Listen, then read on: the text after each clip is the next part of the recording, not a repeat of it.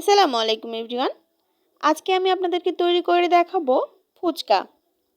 এই ফুচকাটা খুবই মুচমুচে হয়েছে, আপনারা দেখেই বুঝতে পেরেছেন।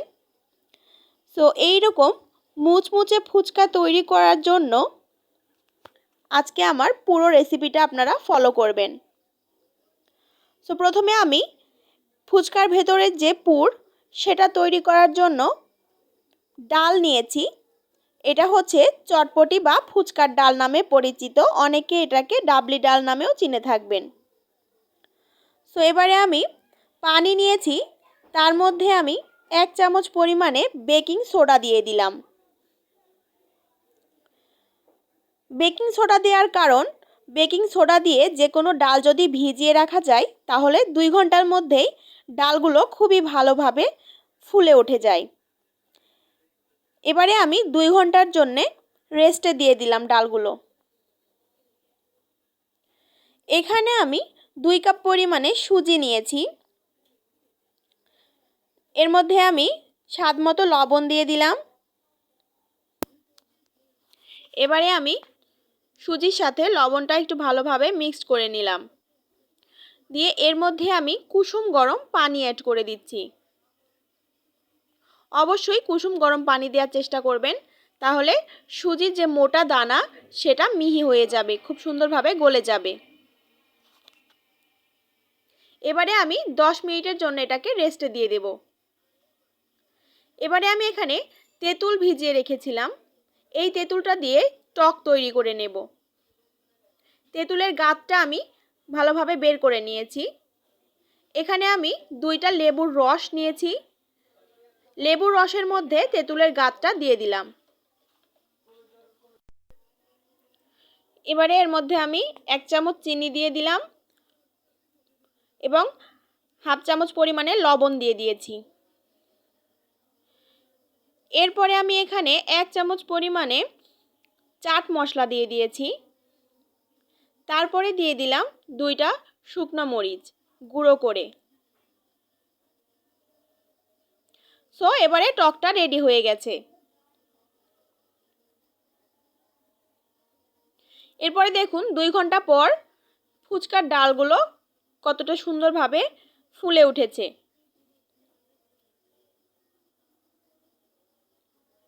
বেকিং সোডা দেবার কারণে এই ডালটা খুব অল্প সময়ের মধ্যেই খুব ভালোভাবে ফুলে উঠেছে।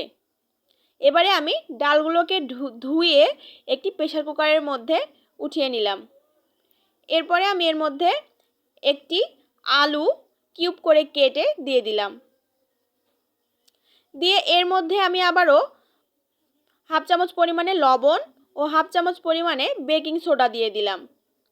বেকিং সোডা যদি ডালে দেয়া যায় তাহলে ডালটা খুব ভালোভাবে সেদ্ধ হয়। এবার আমি পরিমাণ মতো পানি দিয়ে এটাকে 10 মিনিটের মতো রান্না করে নেব। এদিকে সুজির ডোটা 10 মিনিট রেস্টে দিয়েছিলাম, সেটা হয়ে গেছে। এবারে আমি 4টা লেচি কেটে নিয়েছি, নিয়ে এটাকে রুটির মতো পাতলা করে বেলে নেব।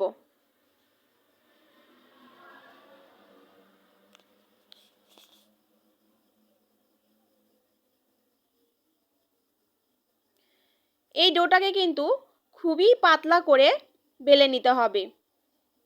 আপনারা যতটা সম্ভব পারেন পাতলা করে এটা বেলে নেওয়ার চেষ্টা করবেন। দেখুন আমি খুবই পাতলা করে বেলে নিয়েছি। নিয়ে এরকম একটি কাটার দিয়ে আমি কেটে নিচ্ছি ফুচকার আকারে। দেখতেই পাচ্ছেন একদম ফুচকার আকারে কেটে নিচ্ছি আমি।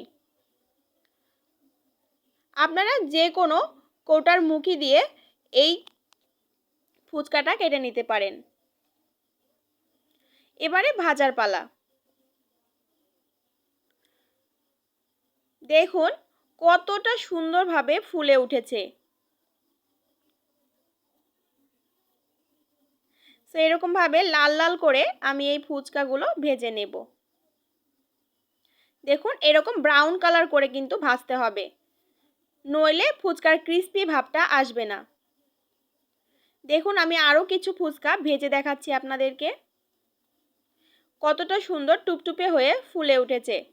একদম বাজারের কেনা ফুচকার মতোই এই ফুচকাগুলো ফুলে উঠছে। এবারে আমি একটি বড় করে কেটে নিয়েছি। এই বড় পিসটাও আমি ভেজে নিচ্ছি। দেখুন কত সুন্দরভাবে ফুলে উঠছে। অনেকেই এখানে ময়দা দিয়ে আপনারা ডো তৈরি করেন। আপনারা ময়দা এখানে স্কিপ করার চেষ্টা করবেন, শুধুমাত্র সুজি দিয়েই এই ফুচকাটা ভালো হয়। এবারে আমি ওই ডালটা সেদ্ধ করে নিয়েছিলাম। এবারে আমি ফুচকার পুরটা রেডি করব। তো প্রথমে আমি 2টা শুকনো মরিচ, ভাজা শুকনো মরিচ গুঁড়ো করে দিয়েছি। তারপরে দিয়েছি স্বাদমতো লবণ, 1 চামচ ধনিয়া গুঁড়া ও 1 চামচ দিয়েছি জিরা গুঁড়া। এরপরে দিয়ে দিলাম 1 প্যাকেট চাট মশলা। এবারে আমি অল্প একটু পরিমাণে সরিষার তেল দিয়ে দিলাম। দিয়ে এই সব মিশ্রণগুলো খুব সুন্দরভাবে আমি মিক্স করে নিচ্ছি। মিক্স করা হয়ে গেছে। এবারে আমি ফুচকার পুরটা দিয়ে ফুচকা রেডি করব।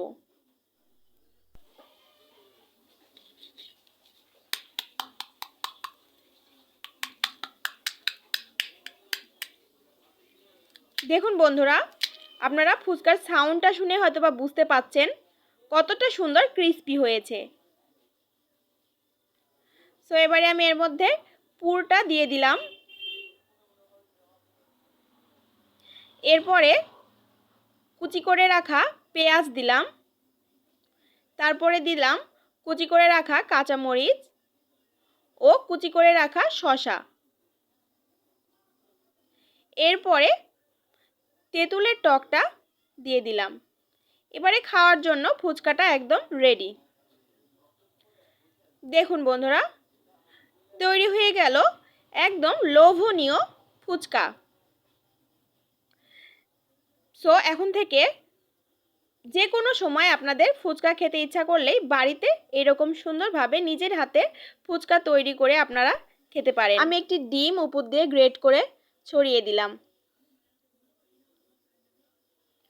সো বন্ধুরা, আমার ভিডিওটা যদি আপনাদের কাছে ভালো লেগে থাকে তাহলে অবশ্যই একটি লাইক দিয়ে রাখবেন এবং আমার চ্যানেলটিকে সাবস্ক্রাইব করে রাখবেন। আজকের মতো বিদায় নিচ্ছি। আল্লাহ হাফেজ।